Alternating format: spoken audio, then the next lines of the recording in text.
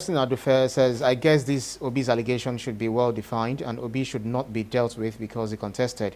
If there's anything he has done wrong, let it be made public. I think that's just what you said. BKO, but because of our time, let's change tack by looking at INEC, INEC reaction to Atiku's petition and co.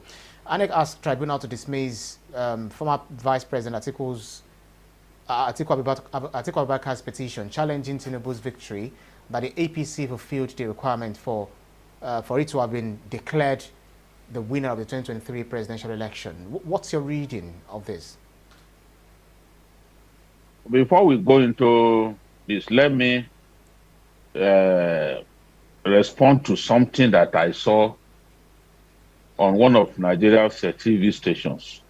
Okay. TV stations bring people to analyze about this election. Some of them are so biased and lack the requisite knowledge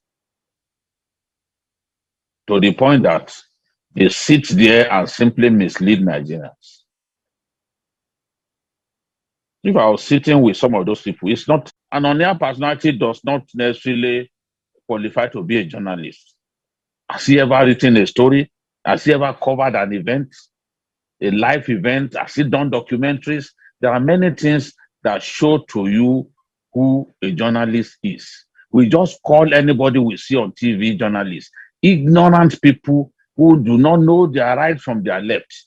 They sit on TV and spew absolute nonsense. And people will be calling them journalists. Journalists, my foot. So the guy said, how is INEC independent when all INEC does is to defend one political party? This is the height of ignorance.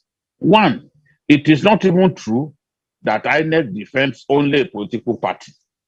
Where INEC defends its own,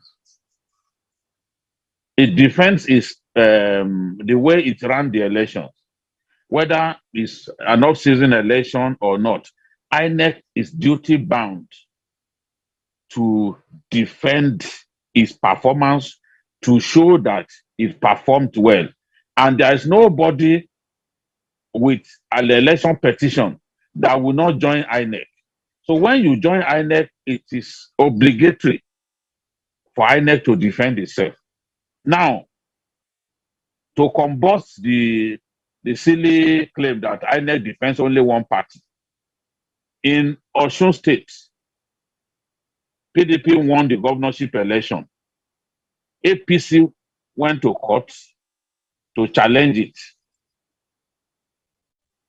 APC won at the appeals tribunal. But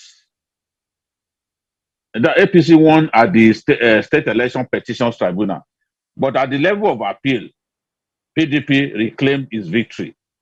The matter has gone to Supreme Court. INEC has gone there to went before the Supreme Court to say no, those results were not ours. I can tell you today that let's look at a state that was won by the Labour Party, for example. Labour Party won in Abia State. If that matter goes to the Supreme Court or goes to any court for that matter, INEC will go there to defend the conduct of the election and by extension defend the victory of Alex Otti. So that is the structure. That is how it happens. INEC that conducted the election will go before the court to say we did everything right. It's not a matter of defending a political party. Our people, I just don't understand our people. Is it a case of the death of reading or what? Or people out of mischief have simply blocked their brains. They can't even reason logically anymore. It's not INEC's duty to protect a single party. It will go to court to defend its own performance. And in the case of Asiwaju Bola Ahmed Tinubu, INEC declared him winner the Labour Party and the PDP have said no, he did not win the election. INEC has to go before the tribunal to say, look, this was what we did. These are the reasons why we declared him winner. In doing that, it doesn't mean that they are defending a party. They are defending their own work, their own job, the job that they did. Because they were joined. They were joined in the suit. If they were not joined in the suit, they will stay away. But they were joined in the suit. And any party that fails to join INEC in this kind of matter has lost the case.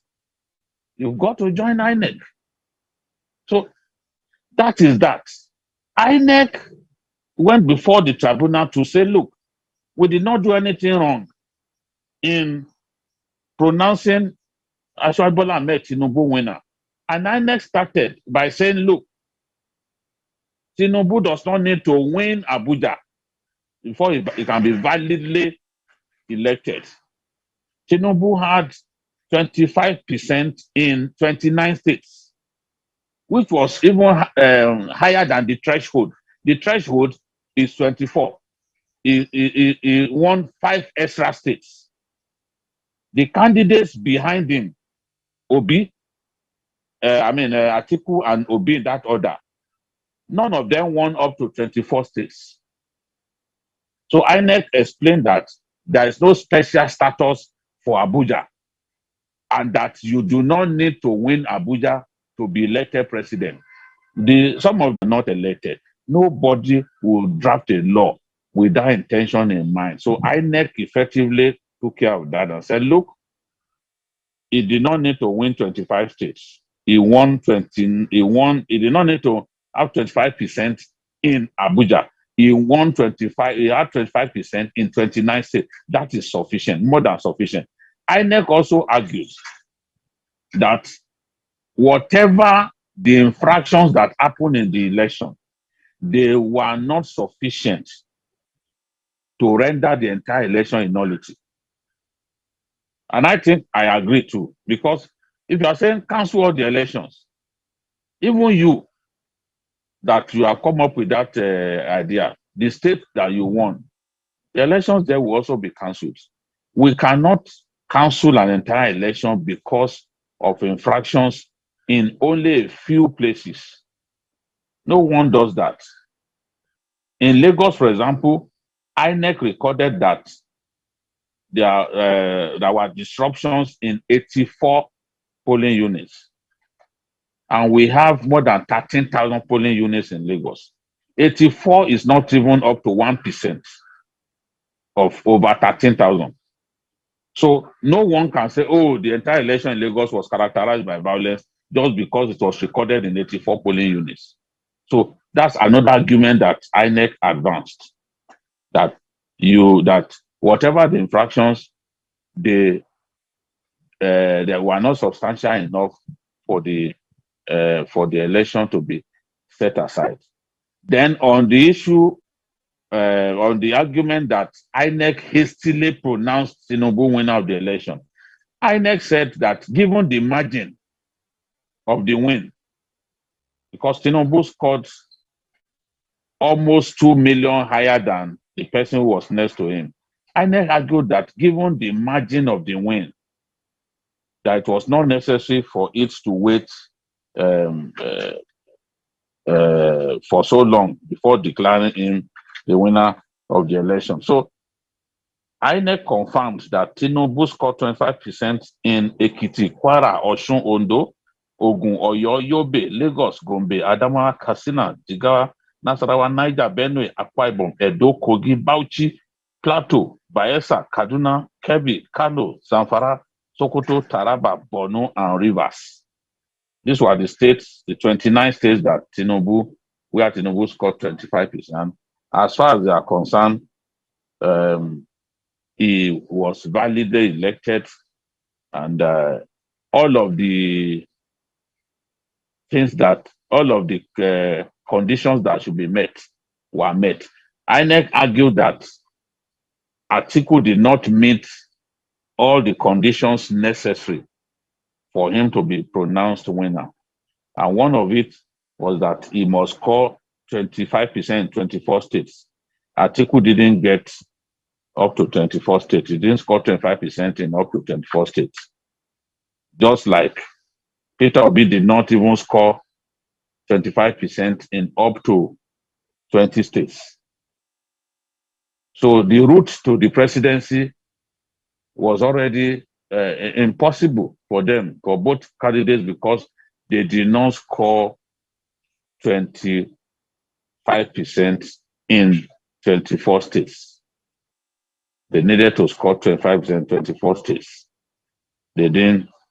Obi didn't even score up to 20 states. So this is the thing. This INEC defending his position.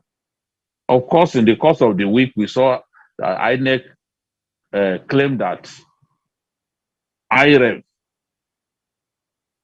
did not upload results to retitle the IREV portal because of the glitches that it suffered, that it was difficult. And it got its IT team to prepare a report explaining why it did not, that when it got to the presidency, that they couldn't upload those results.